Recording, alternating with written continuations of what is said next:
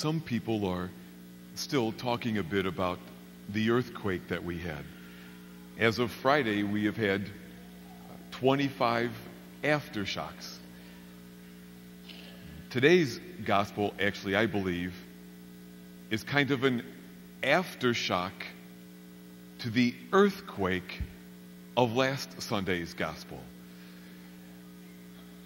Last week, for those who did not hear that, I asked the question, what were the early followers of Jesus called before they were called Christians? They were called people of the way. They understood that it was a way of life they embraced, the way to life. As a matter of fact, the only way to salvation and life. And I asked the question, well then, can Christians only be saved? And the answer is yes. If you mean by that, following that way. And I asked, well then, can Jews and Buddhists and Muslims be saved? And the answer is yes. By living that way. You don't have to name it as such. You got to embrace it and live it. And what is the way? The way is summarized in 3 words. Self-emptying, self-giving love. There is no other way to salvation. And as I said, I love Jesus, and I'm not embarrassed to say that to anybody. But there's something more important than loving Jesus, and that is loving like Jesus. To Jesus, it's more important that we love like Him than that we love Him. And in today's gospel, Jesus gives us the commandment. Maybe some people hear commandment better than anything else. He says, the command I give you is this, that you love one another as I have loved you. That's the commandment, huh? There is no other way to life. This self-emptying love. But then He gives us the promise. He says, in effect, you can do it. You can do it. I will give you my Spirit, who will be both in you and greater than you. A power that will give you all that you need to live and embrace this way. And when you do, and one translation says, you will come alive. And when we live that way, it's true. We come alive and we see Him. And we find the way to salvation and to life now and at the hour of our death. Today, let's reflect a little bit more on what this way of self-emptying, self-giving love is. I think it's crucial that each of us asks, well, what does that look like in my life now? What does it need to look like? How do I need to live that way? Because, again, it's essential to salvation. Self-emptying, then, has to do with learning to live without. Both those times when we freely choose it and when life demands it of us. We've got to learn to be able to live without, to let go of ego and control and even self-satisfaction. We live in a day which suggests that we just got to have more, more power, more prestige, more stuff. And that's a vicious cycle. Because the more we have, the more we want. And the more we want, the more we try to get. And we're never satisfied for very long. And we miss the truth that we already have all that we ever needed. We got to step off of that treadmill. Because in the spiritual world, the way to holiness, it's not addition, it's subtraction. Learning to let go, self-emptying love. Self-giving love is to understand that these precious lives we've been given, these days we've been given on earth, are for others. That my life is meant to be a gift for the world somehow. And that my greatest fulfillment will be helping others reach their fulfillment. For example, somebody's hungry, I give them some food to feed their belly, in part, but mostly to help them have what they need so that they can continue along the way of helping others themselves, that they might find their fulfillment. And my brothers and sisters, there is no greater joy than helping others find their fulfillment. And we've got to come to understand that that's what our lives are about, huh? And I think we gotta talk to ourselves, because we're bombarded 1,000 times a day with 1,000 messages the opposite of that. We just gotta keep reminding ourselves that really there is no other way to be happy than to give of ourselves, to let go for the sake of others. There is no other path to life, huh? We got to remind ourselves that, because again and again we will hear just the opposite. And as I said, that's partly why we gather like this, that we might remember again, there is no way to life other than that way. There isn't. There isn't. The only way to life. Self-emptying, self-giving love. Everybody here knows people whose lives are for others. I mean, now nobody does that perfectly, huh? But we all know people who understand that ultimately their use of their time, their checkbook, the earth's resources, the internet, their bodies, it's really all for the sake of others. Ultimately, we see that in family members who live generous, loving lives. We see it in friends. And sometimes we see it in people in the news.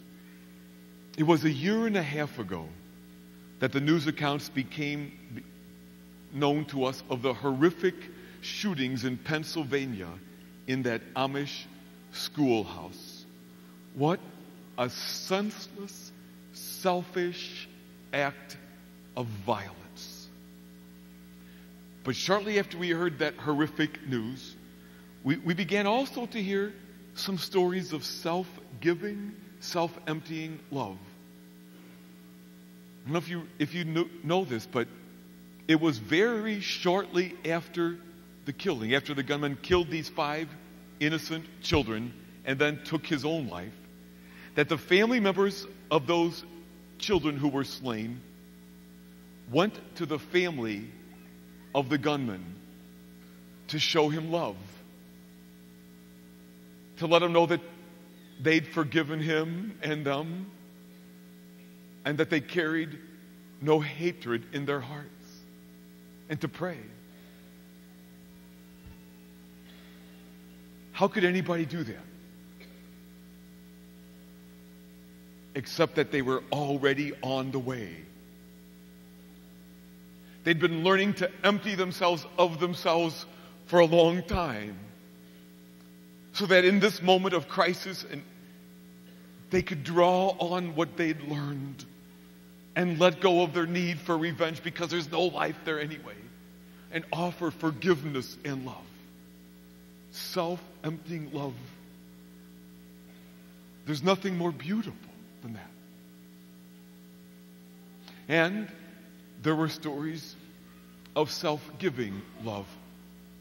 When it became clear that the gunman was going to kill the children in that classroom, the oldest of the 5 Amish girls to die stepped forward in that room and, in an attempt to save the others, said to the gunman, "Shoot me first." and let them go.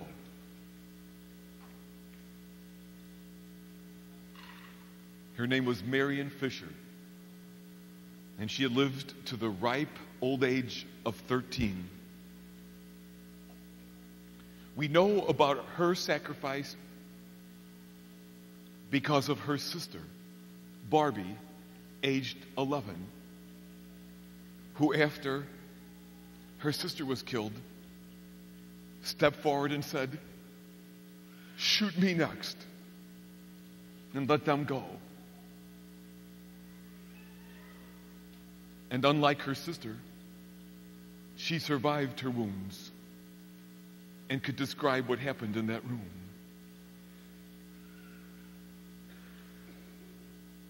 Obviously, these young girls already understood that their lives were not just for them, but were somehow for others. And it shows that you don't have to be old to be pretty far along the way. And maybe it would never be anything that dramatic for us, but it must be that we understand what they understood. That the way to life, the only way to life, self-emptying, self-giving love. We sing about that sometimes in a song many of you know called "How Beautiful." Its words are sung of Jesus and his way of self-emptying love, and therefore of anyone who would embrace that way. Let's listen to a little bit of those words now. And as we do so, maybe look at him and maybe picture those girls and anyone else that strikes you in your memory at this moment who has also embraced that way. And as he laid down his life, we offer this sacrifice, that we will live just as he died, willing to pay the price, willing to pay.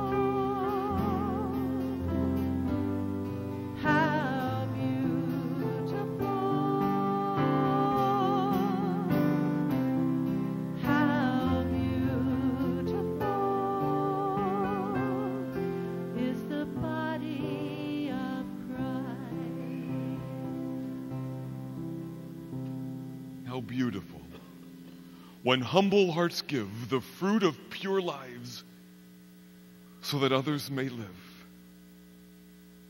It is beautiful. It is so beautiful. For it is the way, the only way to life now and at the hour of our death.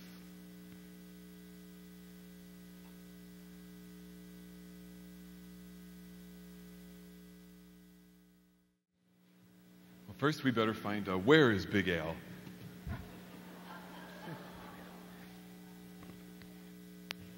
Wait, boys and girls, I bet I know where he is. You know, he's been doing something a lot recently that I'll bet you will recognize. Let's watch.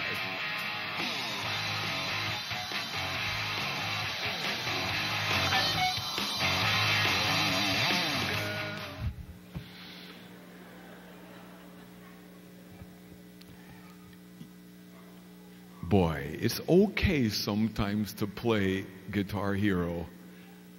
Not if it means you're skipping church to do so. Big Al and I are going to have a little conversation, I think, huh? And it's not bad to, have some fun. I tried playing Guitar Hero. I was pretty bad at it. But you know what? I don't want to spend so much time at that I miss seeing the people around me whom I'm supposed to love. And I worry about how much time Big Al has been spending playing Guitar Hero that I think he's missing what really matters. And if you don't come here, how can he remember what really matters? Because boys and girls, there's really only one way to be happy. And that is to realize that our lives are for others. To live the way that Jesus lived.